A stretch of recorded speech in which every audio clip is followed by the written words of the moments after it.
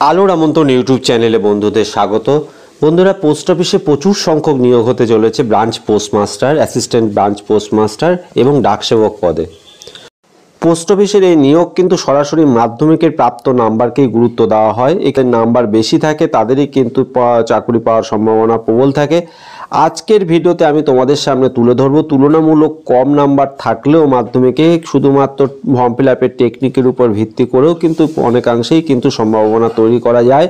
তাই বন্ধুদের বলবো যে ভিডিওটি স্কিপ না করে প্রথম থেকে শেষ পর্যন্ত দেখবার জন্য। আর বন্ধু, যদি ভিডিওটি তোমাদের ভালো লাগে তবে বলবো অবশ্যই লাইক বাটনে একটু প্রেস করে দেবে। আর বন্ধু, তুমি যদি আমার চ্যানেলে নতুন সদস্য হও, এমন অনেক প্রয়োজনীয় ভিডিও খুব সহজেই পেতে চ্যানেলটিকে একটু সাবস্ক্রাইব করে রাখবার জন্য অনুরোধ করব।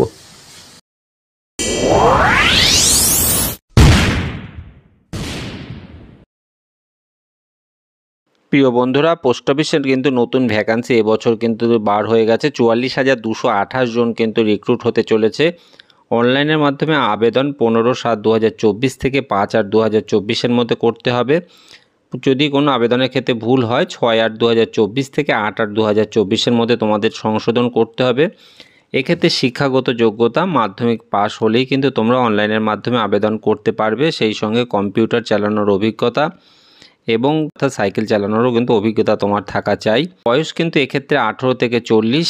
SC ST এক্সট্রা 5 বছরের বয়স বা ছাড় পাবে। ওবিসিরা 3 বছর। EWS এর ক্ষেত্রে কিন্তু কোনো বয়সের ছাড় নেই। ফিজিক্যালি হ্যান্ডিক্যাপ 10 বছর। ফিজিক্যালি হ্যান্ডিক্যাপ এবং যদি ওবিসি থাকে এক্সট্রা 3 অর্থাৎ মোট 13 বছর। ফিজিক্যালি হ্যান্ডিক্যাপ এবং SC ST থাকলে আরও 5 বছর অর্থাৎ মোট 15 বছর ছাড় পাবে। BPM এর ক্ষেত্রে কিন্তু এক্ষেত্রে মায়না 12,000 থেকে 29,380। ABPM এবং ডাকসেবকের ক্ষেত্রে 10,000 থেকে 24,470।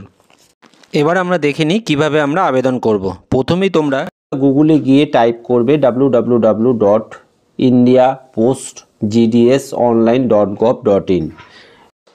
এরপর কিন্তু তোমরা যখন মেইন ওয়েবসাইটে প্রবেশ করছো, একদম প্রথমেই দেখো স্টেপ 1 রেজিস্ট্রেশন, এখানে তোমরা ক্লিক করবে। ক্লিক করার পর কিন্তু এখানে মোবাইল নাম্বার এবং ইমেল আইডি, মোবাইল নাম্বার যেটি দেবে এখানে কিন্তু তোমাদের একটি ভেরিফিকেশান কোড যাবে। এই কোডটি কিন্তু তোমাদের এখানে বসিয়ে সাবমিট করতে হবে এবং তারপর কিন্তু তোমার ইমেল আইডি, যে অফিসিয়াল ইমেল আইডি এখানে বসাবে এবং তাতেও কিন্তু তোমার একটি ভেরিফিকেশান কোড যাবে। এই দুটি ক্ষেত্রেই কিন্তু তোমার ভেরিফিকেশান কোড দুটি বসিয়ে সাবমিট করতে হবে। এরপর কিন্তু অ্যাপ্লিকেন্ট নেম, আবেদনকারীর নাম অ্যাজ পার রেকর্ড, যেটা সেকেন্ডারি সার্টিফিকেটের যে রেকর্ডটা আছে সেই হিসাবেই কিন্তু তোমাদের নামটি বসাতে হবে। এরপর কিন্তু বাবার নাম, ফাদার্স নেম, এক্ষেত্রেও কিন্তু সেকেন্ডারি সার্টিফিকেটের হিসাব করেই যে নামের বানান রয়েছে সেটাই কিন্তু তোমাদের বসাতে হবে। এরপর date of birth, gender, community এবং তারপর ইয়ার অফ পাসিং, সেকেন্ডারি কত সালে পাস করেছো, এই সমস্ত ইনফরমেশন এক এক করে দিয়ে যাবে।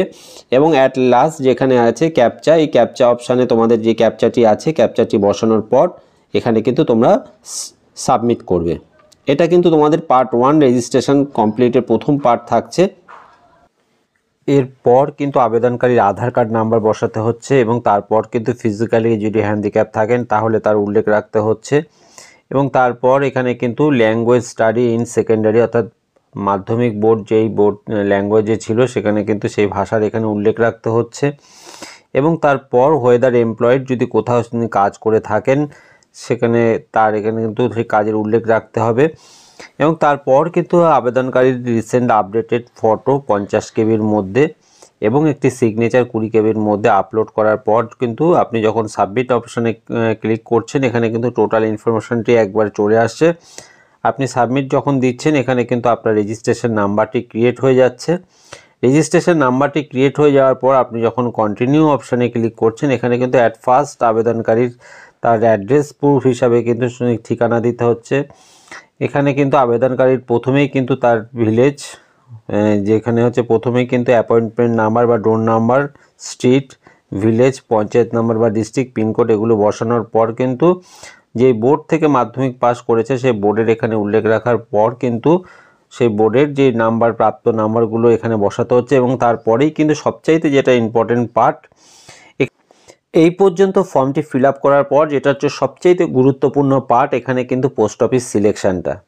বন্ধুদের বলবো এই পরীক্ষার ক্ষেত্রে অর্থাৎ এই ফর্ম ফিল আপের ক্ষেত্রে কিন্তু কোনো পরীক্ষায় বসতে হয় না। এখানে কিন্তু মাধ্যমিকের নাম্বারকেই গুরুত্ব দেওয়া হয়। সেক্ষেত্রে যাদের মাধ্যমিকের নাম্বার খুব ভালো আছে তাদের কিন্তু ডাইরেক্ট সম্ভাবনা অনেকটাই বেশি থাকছে। আর আমার প্রিয় বন্ধুদের যাদের কিন্তু নাম্বারের মধ্যে কিন্তু ভালো নাম্বার রয়েছে কিন্তু মনে হচ্ছে যে তাদের কিন্তু যথেষ্ট লড়াই করতে হবে, আমি তাদেরকেই বলতে চাইছি।